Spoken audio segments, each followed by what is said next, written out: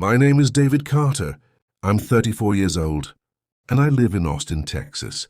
For 5 years, I thought I had the perfect marriage. This is my house, a beautiful 2-story in Travis Heights with a wraparound porch, a fire pit in the backyard, and a swing set Lily begged for last Christmas. This is my daughter, Lily, 4 years old, curly blonde hair just like her mum, always smiling in photos. And this was my wife, Sarah, long blonde hair, green eyes that sparkled when she laughed, a smile that could stop traffic on I-35. We met at UT Austin. I was studying engineering. She was in marketing. Our first date was at Torchy's Tacos. She stole my last, Devil's Taco, and grinned like she'd won the lottery. I knew right then I was done for. We got married at 26. Small wedding, just family and close friends. Her dad cried when he gave her away.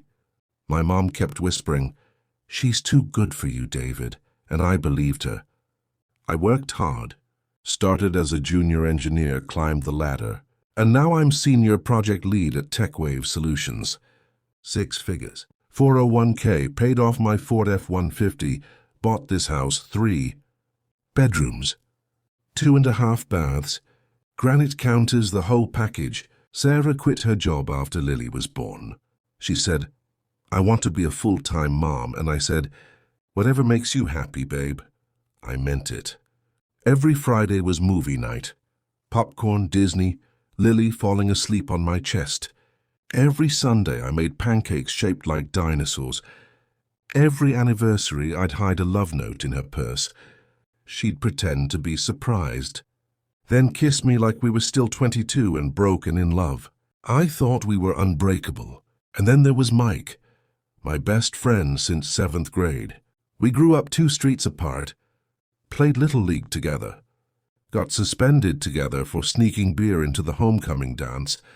He was the best man at my wedding. When Sarah went into labor, he drove us to the hospital because I was shaking too hard to hold the wheel. He's Lily's godfather. When Sarah had postpartum depression after Lily was born, I sat in the garage at 2 a.m., crying like a damn baby, because I didn't know how to fix her. Mike showed up with a 6-pack and a pizza. Didn't say much. Just sat with me on the cold concrete floor and said, "You're not alone, bro. I got you." I trusted him with my life. I trusted her with my soul. I was wrong. It started small. Sarah began staying up late after I went to bed. She'd be on the couch, phone glowing in the dark, thumbs flying. I'd ask, "Everything okay?" And she'd smile too wide and say, "Just scrolling Insta, babe." Go back to sleep. But her phone was always face down now, always. Then one day, I tried to open it to check the weather. Passcode changed. I asked why. She laughed light and breezy like it was nothing. "Girl stuff. You wouldn't get it." I let it go. Then Mike started coming over without calling first. Just dropping off Lily's toy, he'd say, holding up a stuffed giraffe. But he'd stay for an hour, laughing with Sarah in the kitchen, while I tinkered with my drone in the garage. I'd hear them through the door, easy, familiar, like siblings. I thought, cool, they're close. That's healthy. That's what family does. Then Lily said something that stopped my heart cold. We were in the kitchen. I was packing her lunch. Peanut butter sandwich, goldfish, juice box. She was coloring at the table, tongue sticking out in concentration. Out of nowhere, she looked up and asked, "Daddy, why does Uncle Mike kiss Mommy when you're at work?" I froze. The knife slipped in my hand. She was 4. Kids say weird stuff, right? I laughed it off, ruffled her hair, said, "Uncle Mike's just being silly." Peanut. But that night I couldn't sleep. I lay in bed staring at the ceiling fan, counting the blades, counting the cracks in the plaster, counting the seconds between Sarah's soft snores. My stomach was a knot. My chest felt like someone parked a truck on it. The next morning I waited until Sarah went to shower. Steam fogged the bathroom mirror. Water hissed against tile. I grabbed her phone from the nightstand. Passcode 0923, Lily's birthday. Still the same. My thumb hovered. I felt guilty, like a creep, like a bad husband. But I opened messages anyway. Nothing from Mike. All his texts, gone, deleted. I swiped to recently deleted. And there it was. My blood turned to ice. Sarah, can't wait to feel you again. Mike, tomorrow, 2 p.m. your place. David's at the office. I dropped the phone. It clattered on the hardwood. The shower stopped. I shoved it back on the charger, exactly where it was, screen down. Sarah came out wrapped in a towel, humming. She kissed my cheek. Morning, babe, I smiled. Morning. My voice didn't shake, not yet. That night I didn't sleep. I stared at the ceiling until the numbers on the alarm clock blurred. 1:17 a.m., 2:43 a.m., 4:02 a.m. My mind raced. Was it a joke? A role play? A mistake? Joe the fire emoji. The time, the address, our address. I wanted to scream. I wanted to smash something. I wanted to wake her up and demand answers.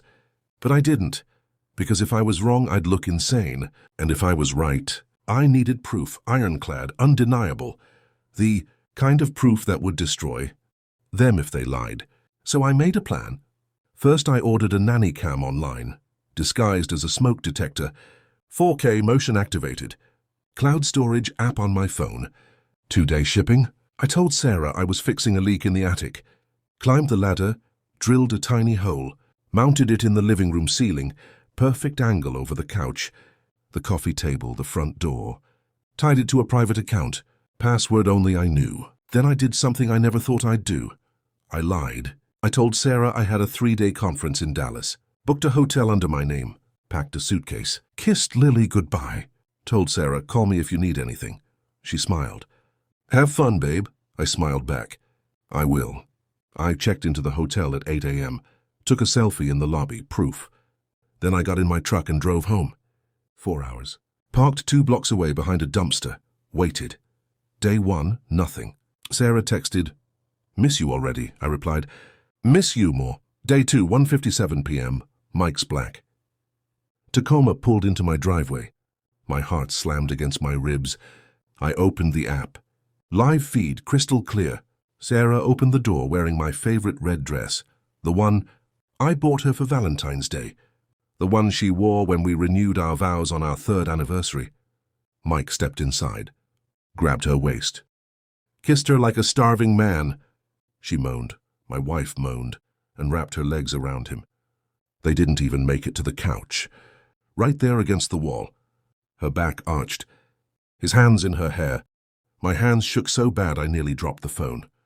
I hit record. 42 minutes. No sound, but I didn't need it.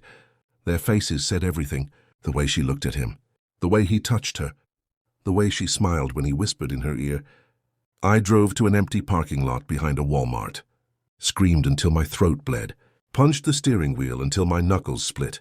Then I stopped, took a breath, wiped my face, and smiled. They thought they broke me. They had no idea I was just getting started.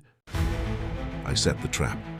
I invited them both to dinner, and I played the video right in front of his wife. Subscribe now. You won't believe what happened next.